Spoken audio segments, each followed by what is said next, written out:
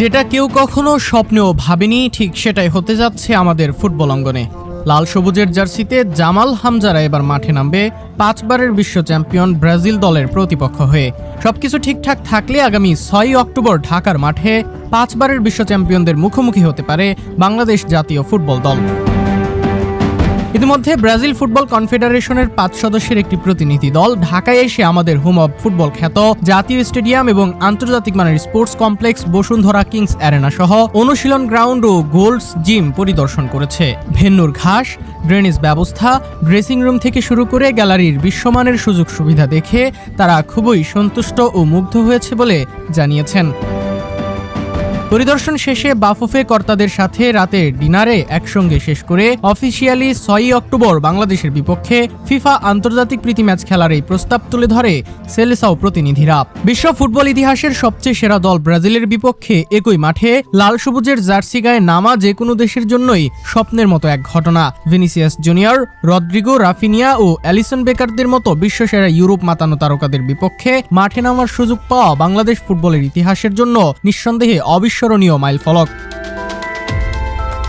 ঢাকার মাটিতে যদি এই স্বপ্নের ম্যাচটি অনুষ্ঠিত হয়, তবে বিশ্ব ফুটবলের স্পটলাইট সরাসরি এসে পড়বে বাংলাদেশের উপর। ঘরের মাঠে ভিনিসিয়াস, রাফিনিয়াদের জাদু দেখতে স্টেডিয়ামে হাজির হবে দেশের অগণিত সমর্থকবৃন্দ।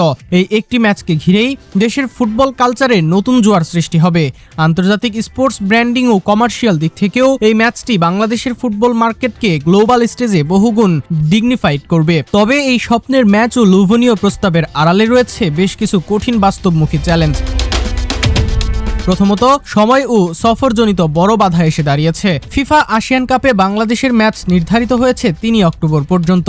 আসিয়ান কাপের ব্যস্ততা শেষ করে 4 অক্টোবর ইন্দোনেশিয়া থেকে দীর্ঘ সফর শেষে দেশে ফিরেই 6 অক্টোবর ব্রাজিলের মতো টপ লেভেল দলের বিপক্ষে মাঠে নামা ফুটবলারদের ফিটনেস ও রিকভারির জন্য খুবই ঝুঁকিপূর্ণ হয়ে যায়। দ্বিতীয়ত, ফিফার আন্তর্জাতিক নিয়মের বাধ্যবাধকতা। সেপ্টেম্বরের 21 থেকে অক্টোবরের 6 তারিখ পর্যন্ত আন্তর্জাতিক উইন্ডোতে ফিফার নিয়ম অনুযায়ী একটি দল সর্বোচ্চ 4টি ম্যাচ খেলতে পারবে। আসিয়ান কাপেই বাংলাদেশ 4টি ম্যাচ খেলে ফেলায় ব্রাজিলের বিপক্ষে 6 অক্টোবর ম্যাচটি হবে উইন্ডোর 5ম ম্যাচ। এটা ফিফা রেগুলেশন ও ফুটবলারদের ফিটনেস রুলসের বিপরীত হতে পারে। এছাড়া 90 জনের বিশাল বহর নিয়ে আসা ব্রাজিল দলকে কলকাতা থেকে উড়িয়ে আনা, ম্যাচ শেষে দুবাই পৌঁছানোর আয়োজন সহ মোটা অঙ্কের ফাইন্যান্সিয়াল ও লজিস্টিক বাজেটের চাপ তো রয়েছেই। এই পরিস্থিতিতে বাফুফেকে খুবই চিন্তাভাবনার সাথে এগোতে হবে।